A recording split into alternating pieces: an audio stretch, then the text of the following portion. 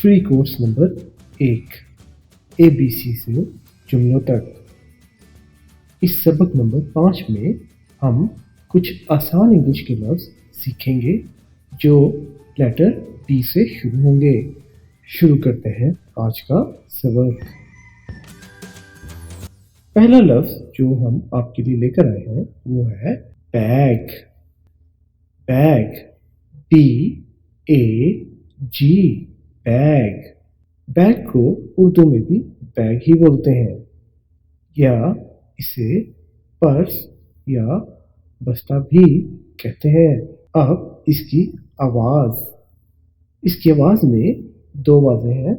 एक है B और A से बनने वाली आवाज़, ये देखिए B, A और A यानी बैग। उर्दू में देखिए बैग। ये दो ए आपको आवाज़ समझाने के लिए इस्तेमाल किए हैं, वरना लफ्ज़ में तो एक ही ए है, BA, लेकिन आवाज़ बैग बैग। और दूसरी बात है जी की, जो उर्दू के लफ्ज़ काफ की आवाज़ निकालेगा, ग। तो ये बनेगा बैग।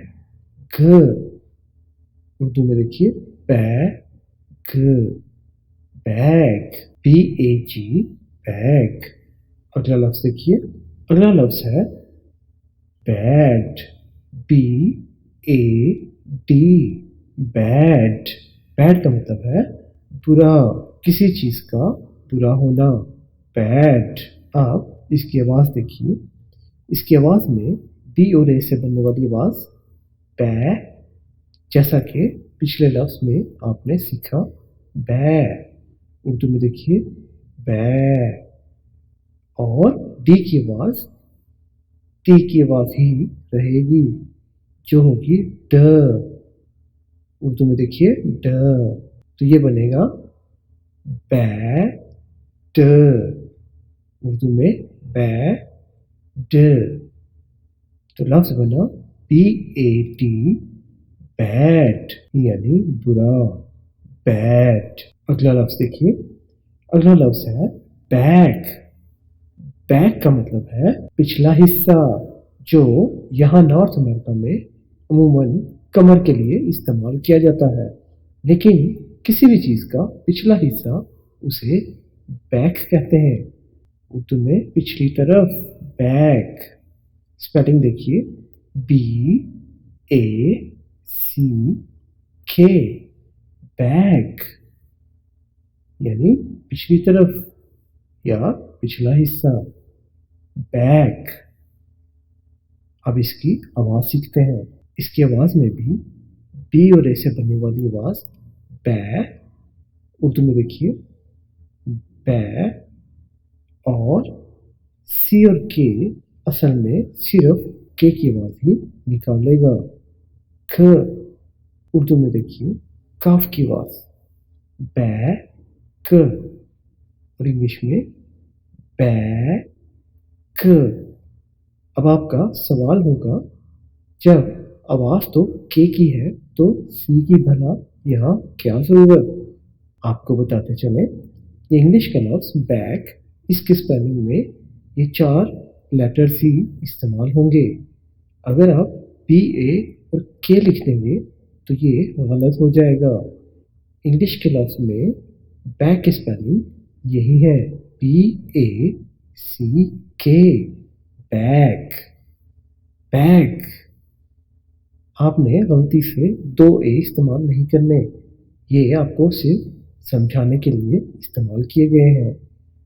तो ये है आवाज़ में बैग, बैग, BACK, बैग। अगला लफ्ज़ देखिए, अगला लफ्ज़ है बेड, BED, बेड। बेड का मतलब है बिस्तर। अब इसकी आवाज़ को सीखते हैं। इसकी आवाज़ में B और E एक आवाज़ निकालेगा, B की आवाज़ ही है असल में। और उर्दू में बै, और दूसरी आवाज डी की है, ड। डी की आवाज देखिए, ड, उर्दू में डाल, तो ये बनेगा बेड। ई की आवाज यहाँ ए की आवाज जैसी है, लेकिन ई की आवाज को जरा जल्दी से निकालना है, बैड। इसको बैड नहीं बोलना, वो दूसरा लफ्ज बन जाएगा जो बुरा है, बैड। ये है बेड। ई की आवाज अ की आवाज निकलेगी, bed, P E D, bed. आपने ये स्पेलिंग याद रखने हैं। अब चलते हैं अगले लफ्ज की तरफ। अगला लफ्ज है बी, बी ई ई, बी। बी का मतलब है मक्खी। अमूमन ये शहद की मक्खी को बोलते हैं, बी। अब इसकी आवाज में एक तो बी की अपनी ही आवाज है, लेकिन इसको लंबा करने के लिए बी के साथ एक इजाफा और किया गया जो है ई का। तो ये बी और ई दोनों मिलके बी, थोड़ा सा बी की आवाज को लंबा करना है, बी। उर्दू में ई, ये देखिए ई, बी, दोनों को मिला के बी, बी। ये है शहद की मक्खी, बी। स्पेलिंग में आपने ये बी डबल ई याद रखने हैं, बी, मक्खी। चलते हैं अगले लफ्ज की तरफ। अगला लफ्ज है best, B E S T, best. Best का मतलब है बेहतरीन होना, बेहतरीन। इसकी आवाज में एक आवाज है बै, बी और ई से बनने वाली आवाज बै। अब देखिए यहाँ पर ई ए की आवाज निकाल रहा है, यानी ये बा नहीं बै पढ़ना है, बै। उर्दू में देखिए बे के साथ ए की आवाज, बै। और अगली आवाज है एस और टी से मिलने वाली आवाज जो है सट, सट, बेस्ट। उर्दू में देखिए सीन और टे से बनने वाली आवाज सट, बेस्ट, बेस्ट, बेस्ट, बेस्ट। ई की अदायगी जरा तेज है, बेस्ट, जल्दी से अदा करना है, best, B E S T, best, मतलब बेहतरीन। अगला लफ्ज है बी ई जी, ये बनेगा बैग। बैग का मतलब है मांगना, बैग, मांगना। इसकी आवाज देखिए, इसकी आवाज में एक तो बी और डी से बनने वाली आवाज, वैसे ही बै, बी और ई ए की आवाज निकालेगा, बै। उर्दू में देखिए बे और ए, बै। और यहाँ पर जी काफ की आवाज निकालेगा, उर्दू का लफ्ज काफ, तो ये बनेगा बैग, बी ई जी, बैग। अब यहाँ पर आपने ये जो असल में ई है, इसकी आवाज को आपने जल्दी से अदा करना है, बैग। आपने बैग नहीं बोलना, यह गलत हो जाएगा। इसमें ये ए की आवाज निकाल रहा है। यहाँ आपको बताते चलो, बी और ए आपको समझाने के लिए इस्तेमाल किया है, वरना तो ये बी ई है। और स्पेलिंग है इसकी बी ई जी, बैग, मांगना। अगला लफ्ज देखिए, अगला लफ्ज है बी ई टी, ये है बैट। बैट का मतलब है शर्त लगाना। अब इसकी आवाज देखिए, इसमें भी बी और ई से बनने वाली आवाज बै, वैसे ही ई की वजह से ए की आवाज़ को आपने जल्दी से अदा करना है। बै उर्दू में वैसे ही बे के साथ ए की आवाज़ बै। दूसरी आवाज़ टी की है। टी की अपनी आवाज़ ठ। उर्दू में टे, तो ये बनेगा bat. B E T bat. ये ए आपको समझाने के लिए इस्तेमाल किया है। बैट क्योंकि ई ए की तरह की आवाज़ ही निकालता है। Bat bat B E T bat यानी शर्त लगाना। अगला लफ्ज़ देखिए। अगला लफ्ज़ है बी आई जी। ये है बिग। बिग का मतलब है बड़ा। बी आई जी बिग बड़ा। इसकी आवाज़ बी और आई से बनने वाली आवाज़ बी। देखिए बी की अपनी आवाज़ उर्दू में देखिए बी, और दूसरी आवाज़ जी की है जो ग की आवाज़ निकालेगा ग, तो ये बनेगा big.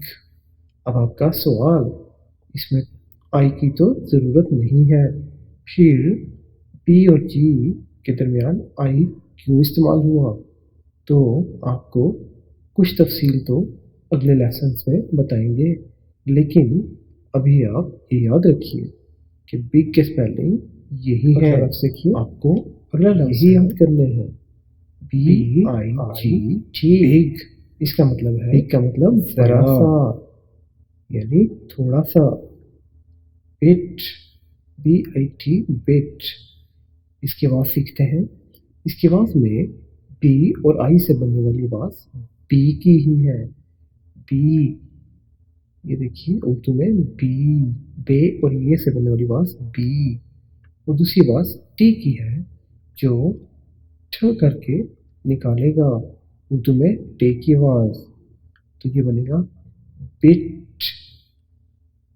B I T bit. अब यहाँ पर फिर आपको बताएं कि बी की अपनी आवाज़ ही टी के साथ मिलने से बिट तो बनती है, लेकिन आई यहाँ पर क्यों इस्तेमाल हुआ ये आपको फिलहाल ऐसे ही याद करना है।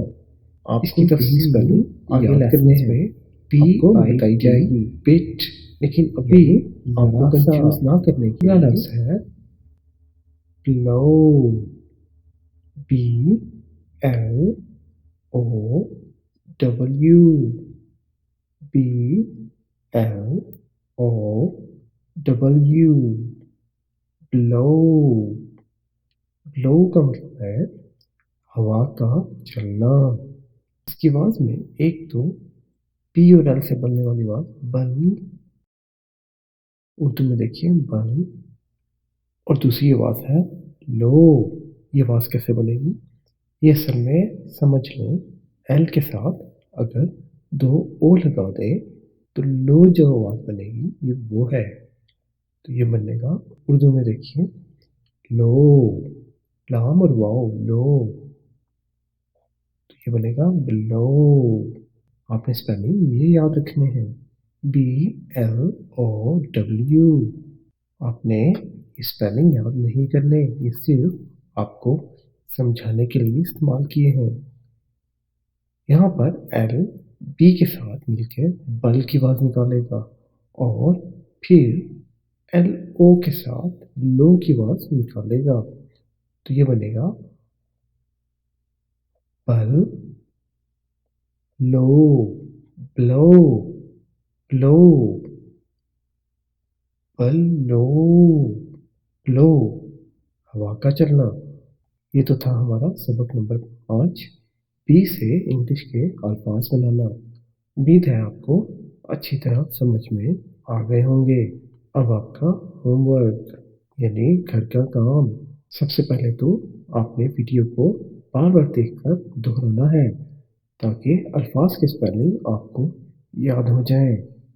आपने वीडियो को पास कर करके तमाम अल्फाज को एक कॉपी में लिखना है और इस कॉपी को आपने महफूज रखना है। इस कॉपी में दर्ज तमाम अल्फाज आपको बुनियाद से महारत तक ले जाएंगे और घर में किसी फैमिली मेम्बर को आप वो सब बताएं और सिखाएं जो आपने सीखा है।